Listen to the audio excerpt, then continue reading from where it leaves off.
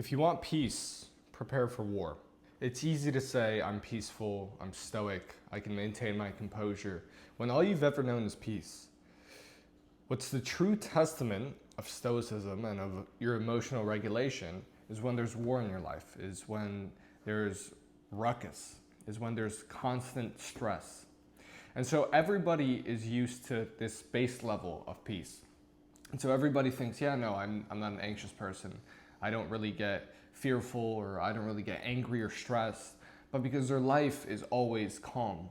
And as soon as it goes a little bit above their metric of peace, boom, anxiety, depression, this, that, the next. They get stressed. And it's because they wanted peace and they prepared for peace. They did not prepare for war. You've always heard, it's better to be a warrior in a garden than a gardener in a war. What does that mean? It's better to prepare yourself and for nothing to happen, because then you're peaceful, because you know that if something were to happen, you'd be prepared, than to be unprepared and for something to happen. Because if you're unprepared and nothing happens, you're still unprepared. And if you're unprepared and something happens, then you're fucked. And so, physically, mentally, and spiritually, you have to prepare yourself for war constantly. As a man, your life is going to be stressed, especially if you're looking to grow. Growth requires stress, growth requires pain, and pain causes discomfort. War. And if you're not ready for that, if you pussy out at the first, time that you get stressed, then you're never going to go anywhere. You aren't, because you haven't prepared for war.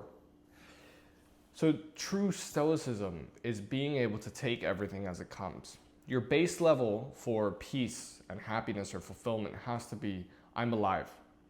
That's it. As long as you are alive, everything else is an add-on, everything else is a bonus, because the only thing that any man has and cannot be taken away from him is the present.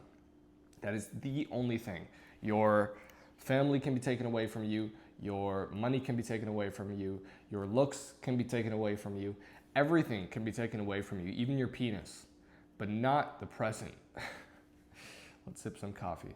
I like my coffee how I don't like my women. Black. Anyways. Once you understand this, once you understand the baseline of where you can have peace, all your anxiety leaves. Because, for example, if you get anxiety from what other people think of you, social anxiety, then you're constantly thinking about what other people might say or judge you for.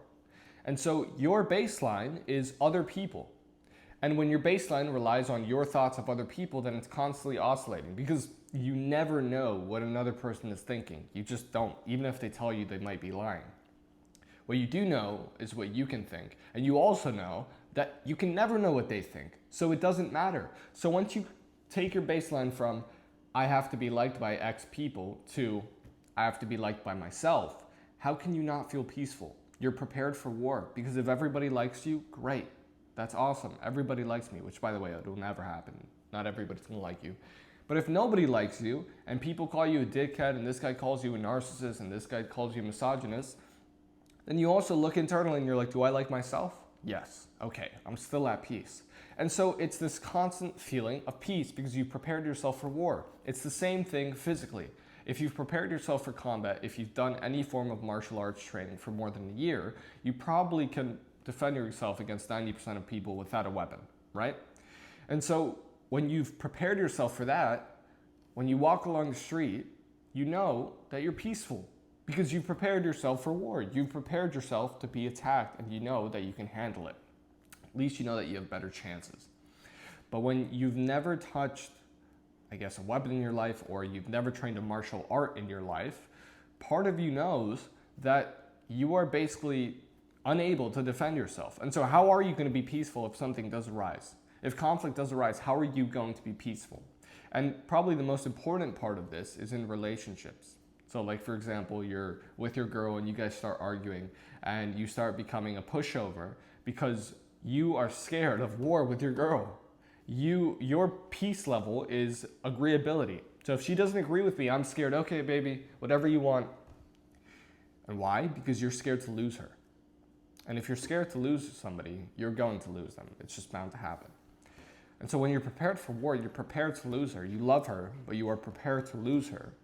then you know your values and you know your standards. And whenever an argument happens or whenever a disagreement happens, you maintain that, and then she respects you for it, and therefore she stays.